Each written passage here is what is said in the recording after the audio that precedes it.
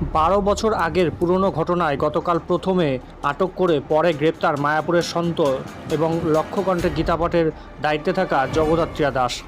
আজ তাকে নবদ্বীপ আদালতে তোলা হলে 5 দিনের পুলিশি হেফাজতের নির্দেশ দেন নবদ্বীপ আদালত। জানা যায়, নবদ্বীপের বামনপুকুর 1 নম্বর পঞ্চায়েতের প্রধান নমিতা বিশ্বাস তিনি অভিযোগ করেন যে এই জগদ্ধাত্রী দাস তিনি মায়াপুর ইস্কনের দায়িত্বে থাকার সময় তার পঞ্চায়েত এলাকায় বেআইনিভাবে জমির জাল কাগজ বের করে তার উপর কনস্ট্রাকশনের কাজ করেছে। সেই অভিযোগের ভিত্তিতে গতকাল মায়াপুর থেকে প্রথমে আটক এবং পরে গ্রেপ্তার করে সেই জগদ্ধাত্রী দাসকে। আজ তাকে সকালে মেডিকেল করানো হয় নবদ্বীপ স্টেট জেনারেল হাসপাতালে এবং পরে তাকে নবদ্বীপ আদালতে তোলা হলে সেখানে পুলিশ 10 দিনের পুলিশি হেফাজত চাইলে আদালত 5 দিনের পুলিশি হেফাজত মঞ্জুর করে। এই দিন একদিকে যেমন আদালত চত্বরকে পুরো পুলিশি নিরাপত্তায় ঘিরে ফেলা হয়, অন্যদিকে আদালতে উপস্থিত ছিলেন অতিরিক্ত জেলা পুলিশ সুপার সহ উচ্চ পুলিশ কর্তারা।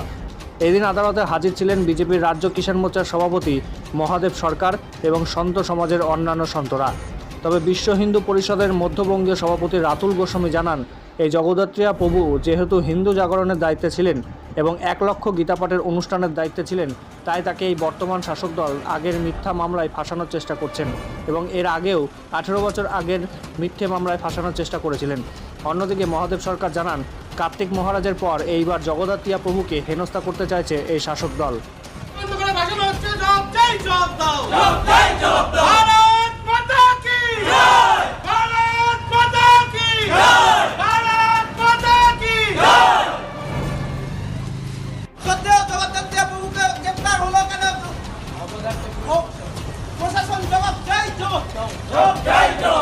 ধর্মের গুরুদের এইভাবে চক্রান্ত করে কেন ভাষণ হচ্ছে? জবাব চাই, জবাব দাও। এখানে জগদ্ধাত্রী দাস প্রভুকে গ্রেপ্তার করে নিয়ে এসছে নবদ্বীপ থানা। আমরা সেই ব্যাপারে এখানে এসেছি প্রভুর সঙ্গে দেখা করতে এবং ঘটনার প্রতিবাদ জানাতে।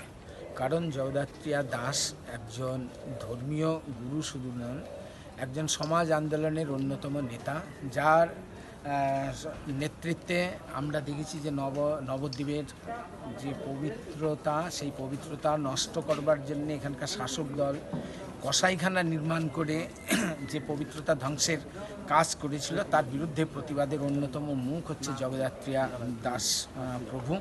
এবং গত ডিসেম্বর মাসে কলকাতা ব্রিগেড প্যারেড গ্রাউন্ড ময়দানে, যেখানে কার্তিক মহারাজ থেকে শুরু করে বিভিন্ন সন্তরা ছিলেন, তার অন্যতম মুখ এই জগদ্ধাত্রী প্রভু ছিলেন। লক্ষ্যকণ্ঠে গীতা পাঠের মতো একটা পবিত্র কর্মসূচি, যা শাসক দলের না পছন্দ, এবং রাজ্যের স্বয়ং মাননীয়া কার্তিক মহারাজ সম্পর্কে যে মন্তব্য করেছেন, তাই এই রাজ্যের যারা সন্ত তাদের প্রতি শাসক দলের কী ধরনের মানসিকতা থাকতে পারে, তার প্রমাণ আজকে আমরা পাচ্ছি জগদ্ধাত্রী দাসকে গ্রেপ্তারের ভেতর দিয়েই। মানে তার বিরুদ্ধে ষড়যন্ত্রমূলক যে অভিযোগ নিয়ে এসে তাকে গ্রেপ্তার করা হয়েছে।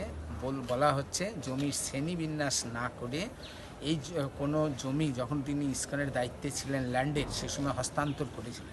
এটাই যদি হয় তাহলে সাব রেজিস্ট্রার কী করছিলেন? যদি শ্রেণীবিন্যাস না করে যদি জমি হস্তান্তর যদি হয়ে যায়, তার বিরুদ্ধে পেনাল্টি হবে, আর্থিক পেনাল্টি হতে পারে, বিএলওরও তদন্ত করতে পারেন। কিন্তু এরকমভাবে তার বিরুদ্ধে ক্রিমিনাল অফেন্স নিয়ে এসে একজন সন্তকে অপদস্থ করা, এটা রাজ্য সরকারের তথা রাজ্যের শাসক দলের অপচেষ্টা, প্রতিহিংসা চরিতার্থ করার এক হীন ষড়যন্ত্র। আমাদের পরম শ্রদ্ধেয় জগদ্ধাত্রী প্রভু মায়াপুরে থাকেন। তিনি আমাদের ধর্ম রক্ষার জন্য, ধর্ম প্রচারের জন্য, প্রসারের জন্য এই গীতাযজ্ঞ থেকে শুরু করে সমস্ত ধর্মীয় কাজে তিনি থাকেন। তো কালকে হঠাৎ বিকেল 3টে নাগাদ হবে, তাকে রাস্তা থেকে পুলিশ তুলে নিয়ে আসে শুনলাম। তুলে নিয়ে আসার পরে শুনলাম যে জিজ্ঞাসাবাদ করে ছেড়ে দেওয়া হবে। তারপরে তাকে অ্যারেস্ট করা হলো। আজকে তার মুভ ছিল ইয়েতে, এটা যেটা অভিযোগ যা শুনলাম যে 12 বছর আগের কোনো ঘটনাকে কেন্দ্র করে গতকাল এফআইআর হয়েছে। এফআইআর করেছেন ওখানকার যিনি পঞ্চায়েত প্রধান, এফআইআর করেছেন।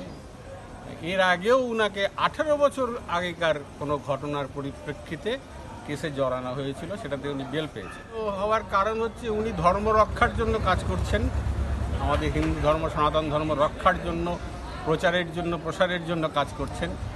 এটা যাতে বাধা সৃষ্টি করা যায়, উনাকে যাতে দমিয়ে দেওয়া যায়, এই জন্যে এই চক্রান্ত কোনো একটা